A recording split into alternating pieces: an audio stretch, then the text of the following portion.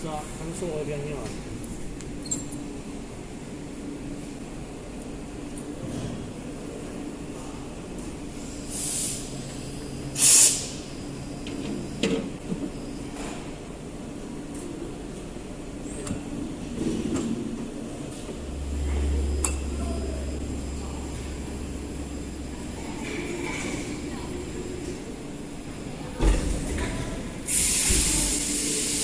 那天我们经常不是那天高压不起来慢吗？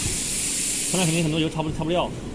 他说那地方漏油，啊，那个油漆先给我刮了。他说这地方渗油，我说这地方没有油，都没有油过来的，不会漏油的。他说这个模板跟那个钢结合的地方，他说会漏油。他那地方不是有个公安渗油吗？那地方。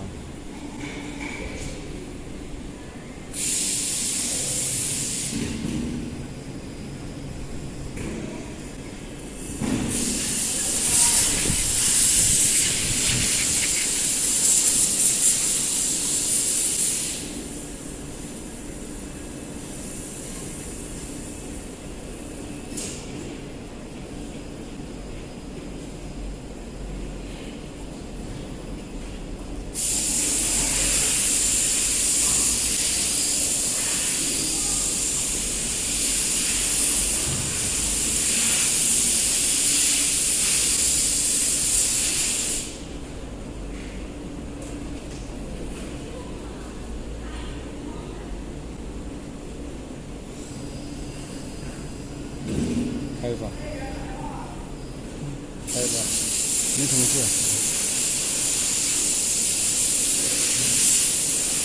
没有，要不要跟那个刚刚的？等一下。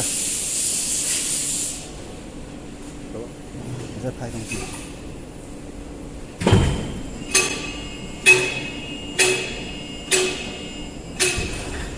那个开这么一点会死，开不动。看我。这个可以再往下面调50毫米，这可以调。啊？这个可以再往下面调50毫米。看见感是吧？哎。下仓那个设计这个位置的时候，这个锯齿位置是吧？他们有工艺，他们工艺给他们仓当工艺来调的。你他工艺搞他们一调工艺来发了嘛？我是说把你把这个往下挪。哎。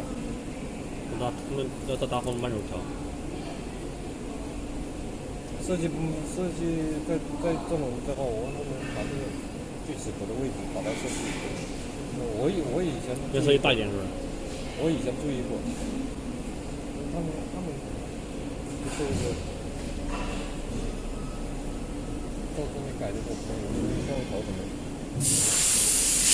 然后倒角呢，也会距离也会好一点，没有倒角。你现在那边的话，那螺这边的吧。